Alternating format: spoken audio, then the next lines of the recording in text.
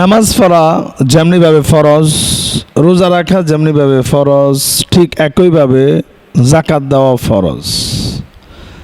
আমরা প্রত্যেকেই নামাজ পড়ি, নামাজ নিয়ে কোনো কৌশল অবলম্বন করি না, নামাজ নিয়ে এত বেশি ফাইজলামি করি না, রোজা নিয়েও আমরা কৌশল অবলম্বন করি না, কিন্তু ফরজ বিধান জাকাতকে নিয়ে আমরা ফাজলামি করি, আমরা চক্রান্ত করি, কৌশল অবলম্বন করি।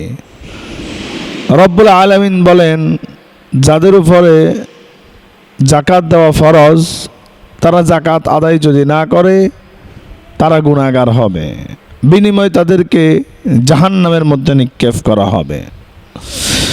সেই প্রসঙ্গে রব্বুল আলামিন বলেন, ওয়াকিমুস সালাতা ওয়া আতুজ যাকাতা ওয়া আতিউর রাসূল লাআল্লাকুম তুরহামুন।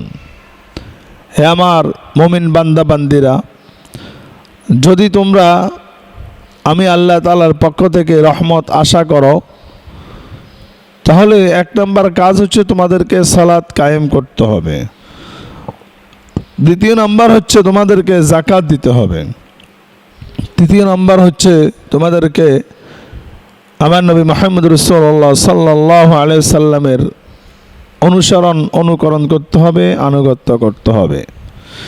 লাআল্লাকুম তুরহামুন, তাহলে আশা করা যায় তোমাদের উপরে রহমত প্রাপ্ত হবে, রহমত বর্ষিত হবে। রব্বুল আলামিন এখানে আকিমিস সালাহ বলেছেন। আকিমিস সালাহ মানে হচ্ছে সালাত কায়েম করা। আল্লাহ বলেন না ইকরাউস সালাহ। ইকরাউস সালাহ যদি বলতেন তাহলে হয়তো তোমরা নামাজ পড়ো। এখানে বলা হচ্ছে আকিমিস সালাহ, তোমরা সালাত কায়েম করো। সালাত কায়েম করব মানে নিজে পড়ব, ছোট আমার ছেলে সন্তান, পরিবারের লোক, ভাই বারাদার, প্রতিবেশী, আত্মীয় স্বজন, বন্ধু বান্ধব যারা আছে তাদেরকে নামাজের প্রতি আহ্বান করব, নামাজের দিকে ডেকে আনব, নামাজ পড়ার জন্য তাদেরকে উৎসাহিত করব, তাদেরকে বলতে হবে, তাহলেই নামাজ কায়েম করা হবে। ঠিক একইভাবে আমাদেরকে জাকাত দিতে হবে, জাকাত কায়েম করতে হবে। যাদের উপরে জাকাত ফরজ সেই সম্পদশালী সামর্থ্যবান ব্যক্তিদেরকে বলতে হবে জাকাত দেওয়ার জন্য। একজন ব্যক্তি যেভাবে নামাজ না পড়লে গুনাহগার হবে, রোজা না রাখলে গুনাহগার হবে, ঠিক একইভাবে সামর্থ্যবান ব্যক্তি যদি জাকাত না দেয় একইভাবে ঠিক সেই গুনাহগার হবে। আর যদি আমরা রাসূল সাল্লাল্লাহু আলাইহি সাল্লামের সুন্নাহ মোতাবেক, দিক নির্দেশনা মোতাবেক সালাত আদায় করি, জাকাত দিই, লাআল্লাকুম তুরহামুন, আশা করা যায় আল্লাহর পক্ষ থেকে আমরা রহমত পাব। প্রশ্ন হলো, আমরা নামাজ কেন পড়ব, জাকাত কেন দিব, রোজা কেন রাখব? সেই প্রসঙ্গে রব্বুল আলামিন বলেন, ওয়াকিমুস সালাতা ওয়া আতুজ যাকাহ, তোমরা সালাত কায়েম করো, জাকাত দাও। ওয়ামা তুকদ্দিমু লিআনফুসিকুম মিন খায়রিন তাজিদুহু ইনদাল্লাহ, এই যে তোমরা নামাজ কায়েম করেছ, জাকাত প্রদান করেছ, তোমরা এই যে দুনিয়াতে থাকা অবস্থায় তোমাদের যে নেক আমলগুলা তোমরা করলে, সেই নেক আমলগুলা মিন খায়রিন তাজিদুহু ইনদাল্লাহ, আমি আল্লাহর কাছে আমানত স্বরূপ তোমাদের উত্তম আমলটা রয়েছে। এর বিনিময় তোমরা মৃত্যুবরণ করার সাথে সাথে জান্নাতি হয়ে যাবে, কবর থেকে তোমরা জান্নাতের নাজ নেয়ামত ভোগ করতে থাকবে।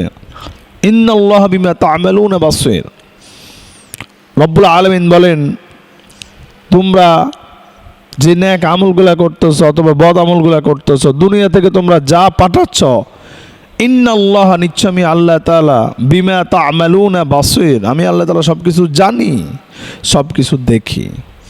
তুমি যে নেক আমল করো, বদ আমল করো, তুমি কোন কারণে করো, কাকে সন্তুষ্ট করার জন্য, কাকে দেখাবার জন্য, কি উদ্দেশ্যে করো, দুনিয়ার কোনো ব্যক্তিও যদি না জানে, না দেখে, আমি আল্লাহ তাআলা সব কিছু জানি, আমি আল্লাহ তাআলা সব কিছু দেখি। কারণ সেই জন্য অবশ্যই আমাদেরকে ইবাদত করতে হবে, সালাত আদায় করতে হবে, রোজা রাখতে হবে, যাকাত দিতে হবে। মানে হাব্বা লিল্লাহ, একমাত্র আল্লাহ সন্তুষ্টর জন্য। মানে হাব্বা লিল্লাহ, একমাত্র আল্লাহ সন্তুষ্টর জন্য আমাদেরকে দিতে হবে। জাকাত দেওয়ার দিনের মধ্যে, মাসের মধ্যে উত্তম মাস, সেরা সময় হচ্ছে রমজান মাস। এই রমজান মাসে আমাদেরকে বেশি বেশি করে জাকাত দিতে হবে।